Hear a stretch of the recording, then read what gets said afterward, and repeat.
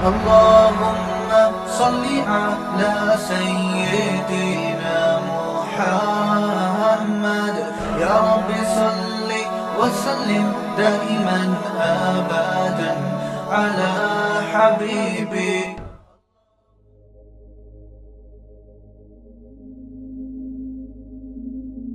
جس خدا نے ہمیں بھیجا زاد راہ دے کے بھیجا نا. ابے بھائی دنیا کے سفر میں ہم ہیں نا, ایک ہمارا اسٹارٹنگ پوائنٹ ہے اور ایک ہمارا اینڈنگ پوائنٹ ہے.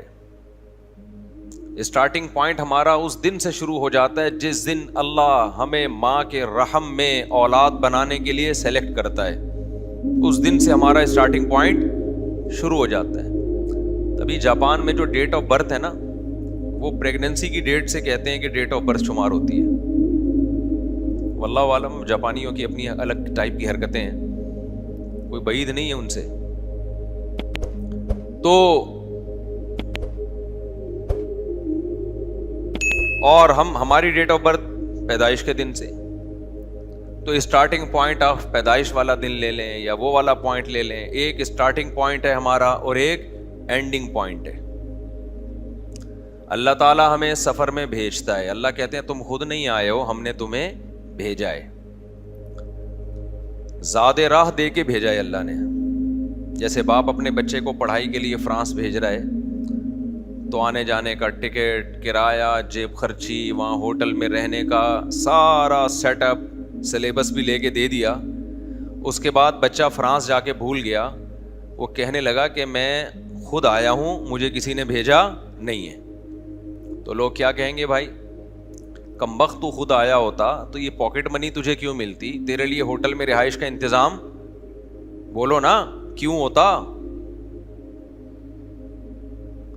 یہ سارے انتظامات تیرے باپ نے کیے ہیں, کہتے نا لوگ.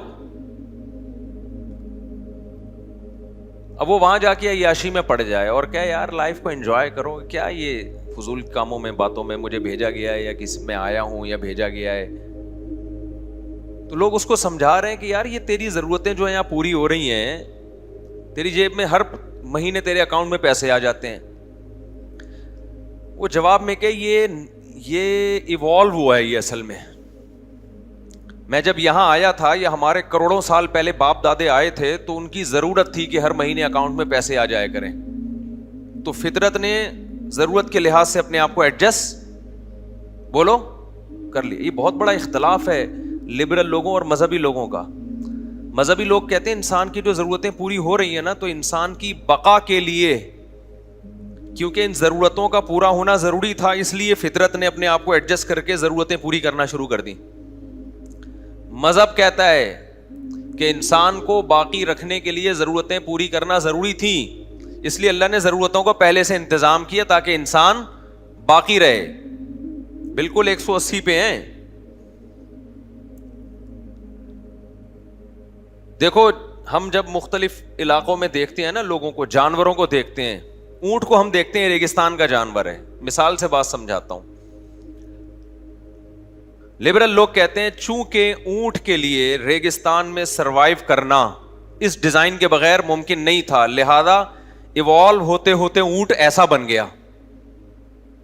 ابے سمجھ میں آ رہا ہے, یہ تو اونٹ کی بھی سمجھ میں آ جائے, اتنی آسان مثال دے رہا ہوں. بھائی قرآن کہتا ہے نا افلا ينظرون الى الابل کیف خلقت, کیا یہ لوگ دیکھتے نہیں ہیں اونٹ کو ہم نے کیسے بنایا, یہ خود بخود نہیں بن سکتا. اونٹ اللہ کی قدرت کی ایک بہت بڑی دلیل ہے. اللہ کہتے ہیں ریگستان میں پاؤں دھستے ہیں, اونٹ کے پاؤں نہیں دھستے. پہلے میں لبرل لوگوں کے دلائل دے دوں. وہ کہتے ہیں اونٹ ایک ایسا جانور ہے جس نے کروڑوں سال میں اپنے آپ کو ایوالو کرتے کرتے ریگستان کے حساب سے ڈیزائن کر لیا ہے. کیونکہ اونٹ میں یہ جینیاتی تبدیلی نہ ہوتی تو اونٹ کی نسل ختم ہو جاتی, ریگستان میں نہیں رہ سکتا تھا.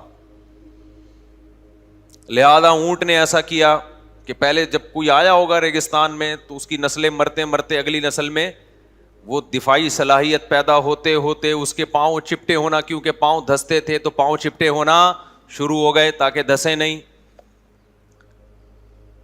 پھر وہ جو جانور تھا، ریگستان میں کھانا پینا نہیں ہوتا تھا تو اس کو بھوکا رہنا پڑتا تھا، تو آہستہ آہستہ اس کی باڈی نے ایسے ٹینک اندر پیدا کر دیے، اسٹوریج کے اسٹور پیدا کر دیے کہ خوراک بھی ذخیرہ ہو سکے اور پانی بھی کئی ہفتوں کا ذخیرہ ہو سکے. ارے بھائی یہ کیسے ہو سکتا ہے یار، اتنی تبدیلی کے اندر ٹینک وجود میں آ رہے ہیں. ہماری مسجد کا ٹینک کیوں نہیں بن گیا تھا خود بخود؟ کیا خیال ہے بھائی؟ یہ اونٹ کے اندر پورا ٹینکر دیکھا ہے آپ نے؟ پانی کا پورا کین ہوتا ہے، ایک ایک ہفتہ پانی نہ پیے چلتا ہے، وہ اتنا اسٹور کر لیتا ہے پانی. تو سائنسدان کہتے ہیں بھائی اس نے جب اپنے آپ کو دیکھا، اس کے باپ دادا نے کہ ہم تو مر جائیں گے، تو اگلی نسل میں، پھر اس سے اگلی نسل میں، پھر اس سے اگلی نسل میں وہ پارسل کا خاص انتظام تھا ان کے یہاں. وہ پارسل ہوتے ہوتے ہوتے، یعنی وہ چھوٹا سا پہلے ٹینک وجود میں آیا ہوگا، پھر وہ بڑا ہوتے ہوتے اتنا بڑا ہو گیا کہ اب وہ ریگستان میں کئی کئی ہفتوں چلتا ہے، نہ کھانے کی ضرورت نہ اس کو پینے کی ضرورت. ارے بھائی اونٹ ریگستان میں زندہ کیسے رہتا ہے؟ اس میں تو ریت اتنی طوفان آتے ہیں، وہ تو آنکھیں خراب ہو جائیں ریگستان کے طوفانوں سے. تو اونٹ کی تو نسل ختم ہو جانی چاہیے تھی صرف ریگستان کے طوفانوں سے. انہوں نے کہا ہو گئی ہوگی، بہت سو کی، لاکھوں میں کوئی ایک بچ گیا. اس کی آنکھوں کا ڈیزائن ایسا ہونا شروع ہو گیا آہستہ آہستہ کہ اس میں ریت کے ذرات پھنسے نہیں. پھینکنے کی کوئی انتہا ہے؟ بولو یار. جو خدا کے وجود کی دلیل تھی، اللہ کہتے ہیں افلا ینظرون الی الابل کیف خلقت. یہ اونٹ خود سے بن گیا ہے کیا؟ اللہ اس کے برعکس دلیل دیتے ہیں. اللہ کہتے ہیں کہ ایسا نہیں ہے کہ ریگستان میں ایک جانور تھا تو اس میں کے لیے سروائیو کرنا ممکن نہیں تھا، تو ماحولیاتی تبدیلی کی بنا پر وہ ایسا ترقی کرتا چلا گیا کہ اس کی گردن بھی لمبی ہو گئی، کیونکہ ریگستان میں درخت بھی کیا ہوتے ہیں؟ اونچے اونچے ہوتے ہیں. چھوٹی سی رہ گئی. جو خدا کے وجود کی سب سے بڑی دلیل تھی، کیسا مذاق اڑایا ہے اس کا. یہ کہتے ہیں لاجک کی بات کرتے ہیں ہم سائنس کی بات کرتے ہیں. ہم مذہب کے ہوائی نظریات کو نہیں مانتے، ہم سائنس. پروف دکھاؤ، پروف خدا کا پروف دکھانا آسان ہے، اونٹ ہے.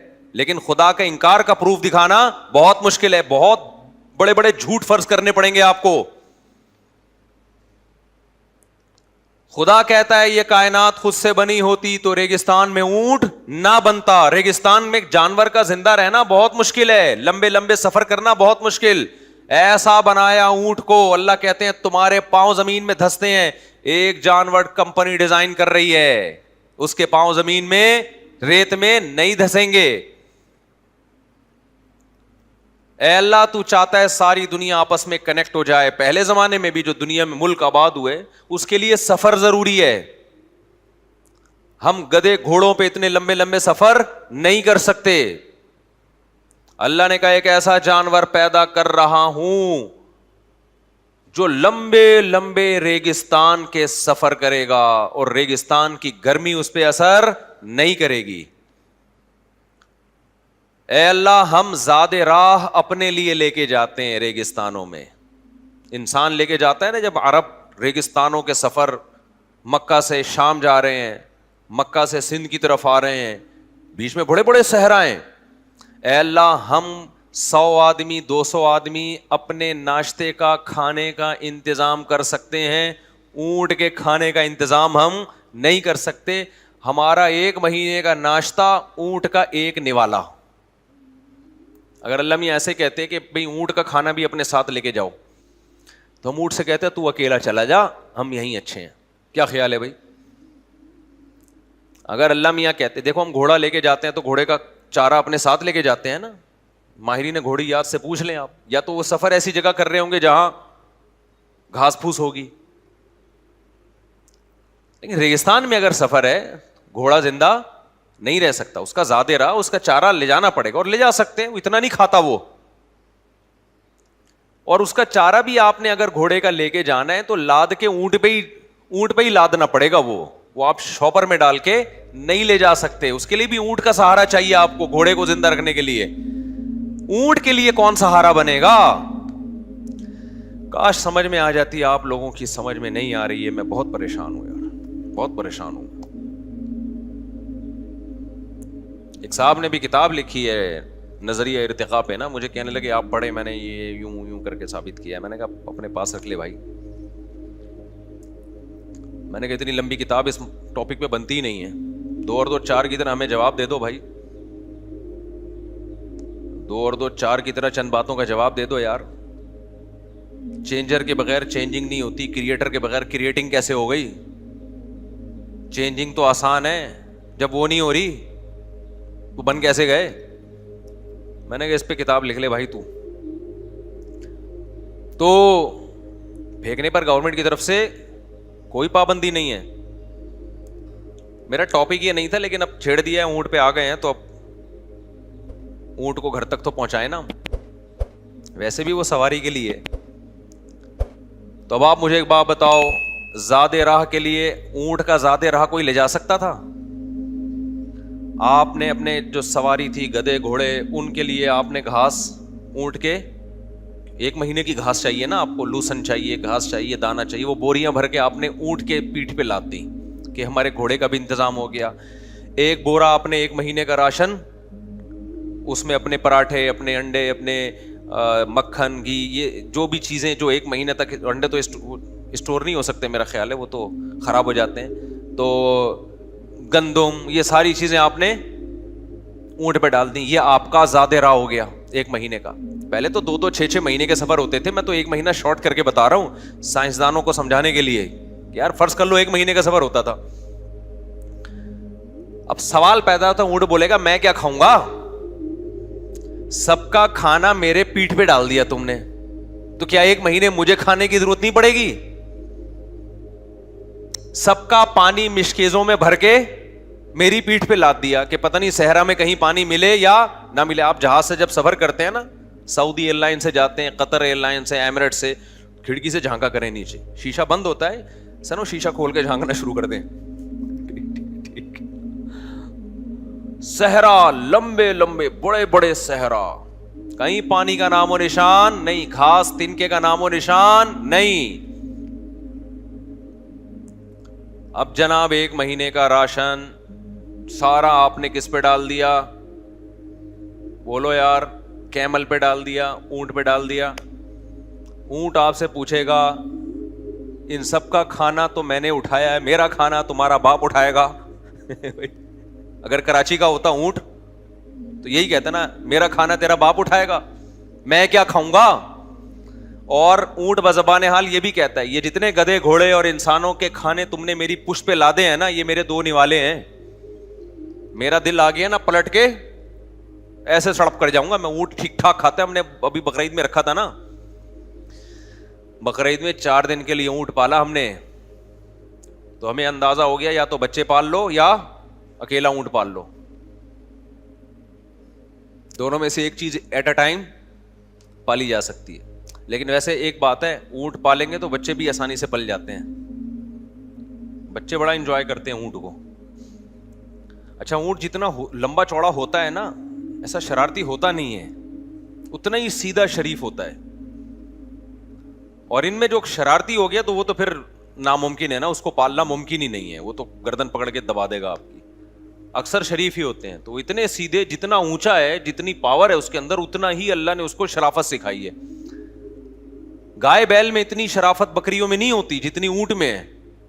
یہ بھی اللہ کی حکمت ہے, اس لیے کہ گائے اور بیل کی بدتمیزی افورڈ کر سکتا ہے آدمی. اونٹ اگر بائی نیچر بدتمیز ہوتا تو صرف اونٹ ہی ہوتا, ہم لوگ ہوتے, ہم نہیں ہوتے.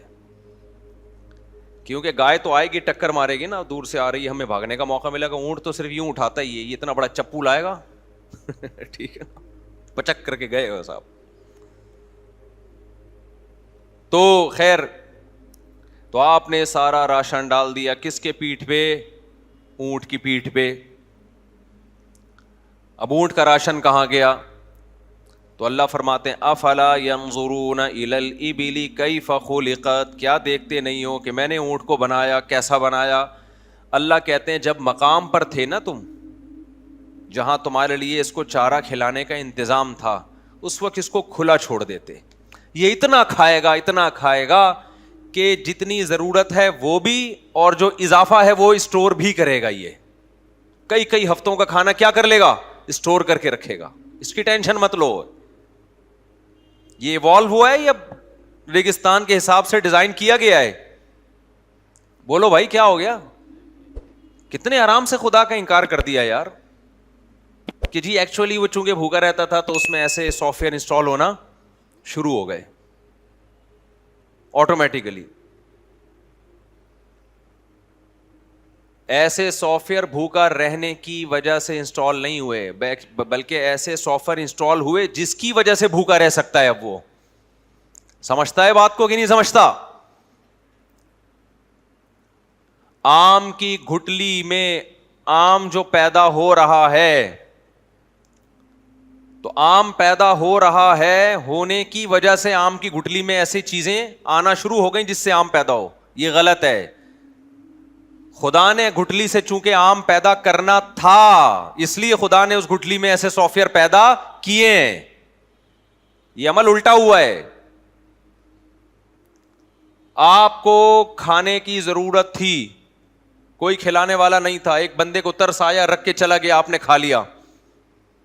اب بجائے اس کے کہ آپ کھانا کھلانے والے کا شکریہ ادا کریں, لوگ کہہ رہے ہیں اس نے دیا ہے, آپ کہیں اس نے نہیں دیا.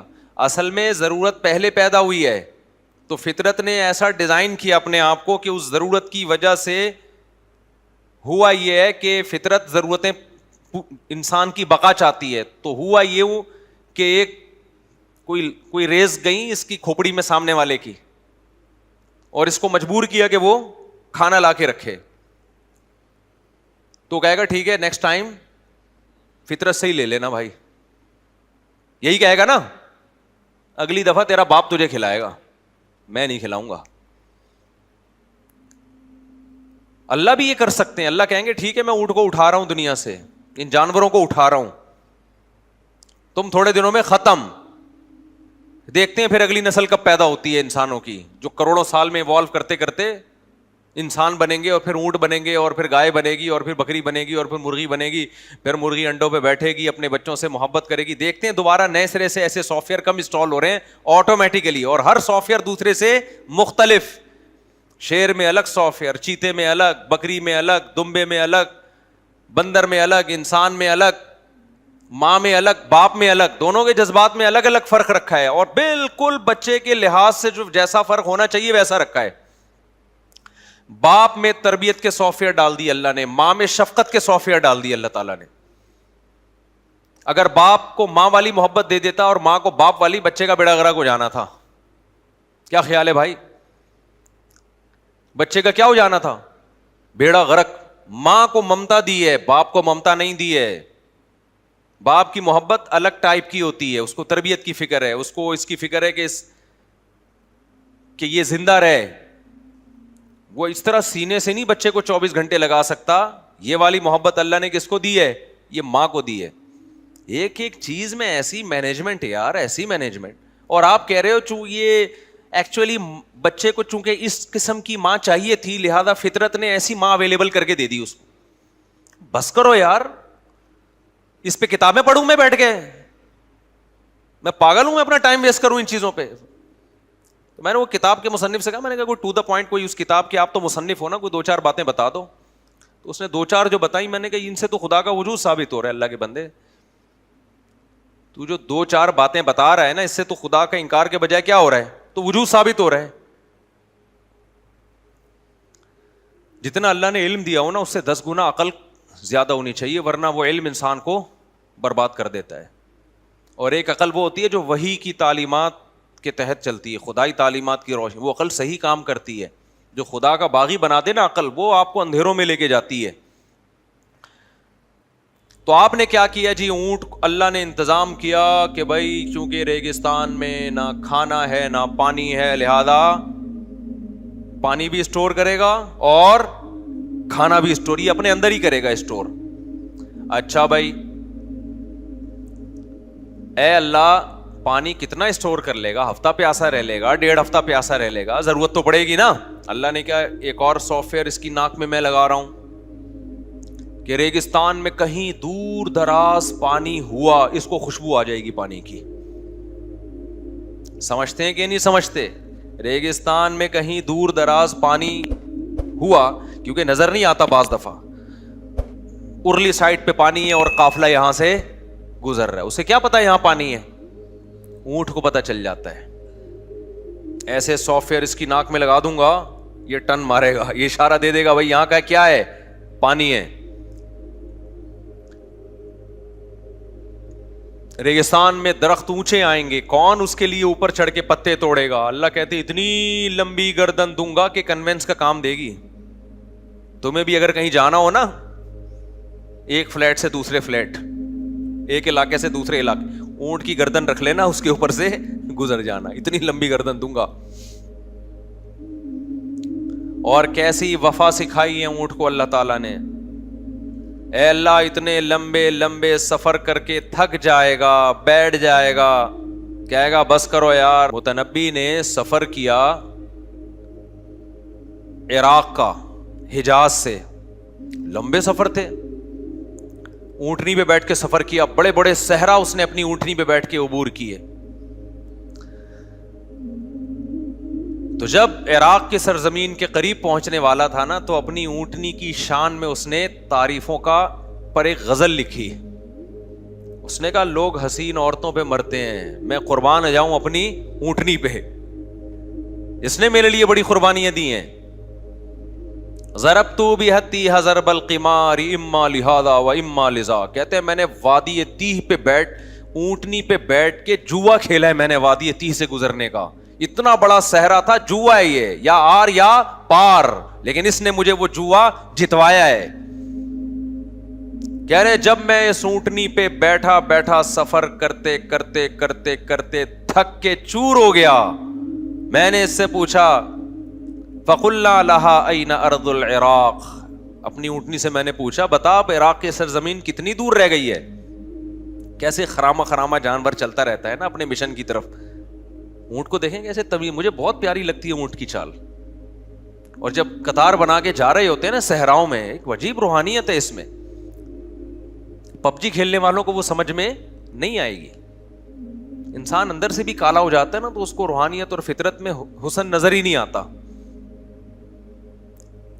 اب جو سارا دن بیچارہ گٹر صاف کرتا رہے گا، اسے عنبر اور عود کی خوشبو اچھی لگے گی؟ ہمارے حضرت ایک واقعہ بتایا کرتے تھے، ایک بیچارہ بھنگی کہیں جا رہا تھا، بے ہوش ہو کے گر گیا. لوگ پریشان، یار یہ اس کو ہوا کیا ہے؟ تو اس کے بھائی کو بلایا، پتا چلا قریب میں خوشبو کی دکان ہے. تو خوشبو اس کی ناک میں گئی، بیچارہ وہ عادت ہو چکی تھی اس کو. تو ہم فطرت سے اتنا دور ہٹ چکے ہیں نا کہ ہمیں اب نیچرل لائف اچھی نہیں لگتی، اس سے اپنا سکون برباد کر رہے ہیں ہم. صحراؤں میں آپ دیکھو کہیں اونٹ ایسے تمیز، میں نے سعودی عرب میں دیکھے ہیں صحرا میں، ایک بدو عربی ایک آگے آگے ہوگا، چھوٹے سے قد کا آدمی، اور وہ اونٹوں کی پوری قطار، ایسا ڈسپلن، دائیں بائیں نہیں ہوتے، ایک ہی چال، ایک ہی جیسی پریڈ کرتے کرتے وہ لمبے لمبے سفر. پہنچ جائے گا جی عراق، پہنچ جائے گا شام، پہنچ جائے گا ترکی، پہنچ جائے گا، آرام سے چلتا رہے گا، رکتا نہیں ہے.